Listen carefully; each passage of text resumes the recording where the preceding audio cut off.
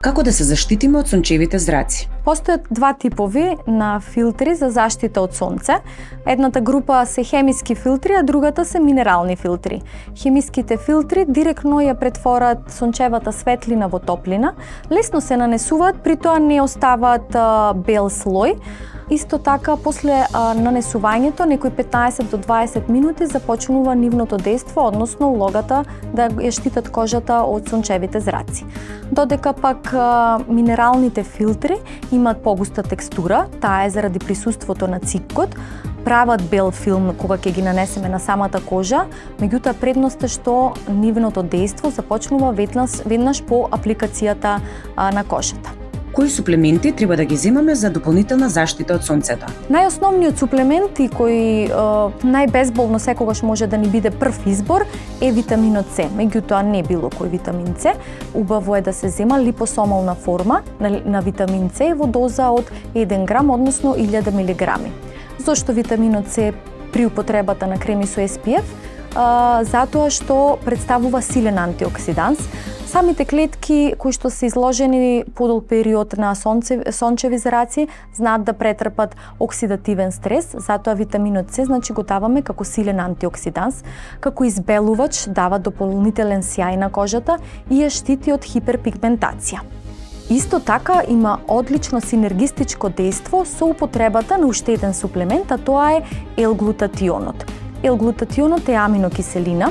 Доколку направиме избор на редуцирана аминокиселина, која што е биолошки и најактивна, односно најдобро се врзува во организмот кога ја употребуваме, таа прави покрај антиоксидативно дејство, прави и инхибиција на темниот пигмент, односно ја штити кожата од создавање на темни пеги и флеки кои што не се пожелни ни кај помладите, ни кај повозрасната популација.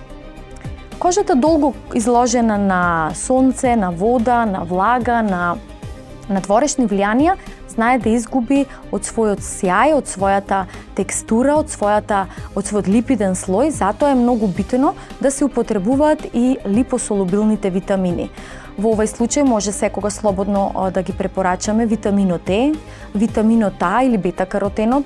Многу пати после сончење сакаме да го задржиме и тој темен тен, така да со припремата на организмот пред сончење, за време на сончење и после завршувањето на изложеноста, бета-каротенот, односно витаминот А, ќе ни помогне во задржувањето на темниот тен. Омега-3 масните киселини се секогаш добре дојдени во изборот, поготово и кога самото тело го изложуваме на сонце и го изложуваме и го третираме со креми кои што содржат фактори за заштита од сонце.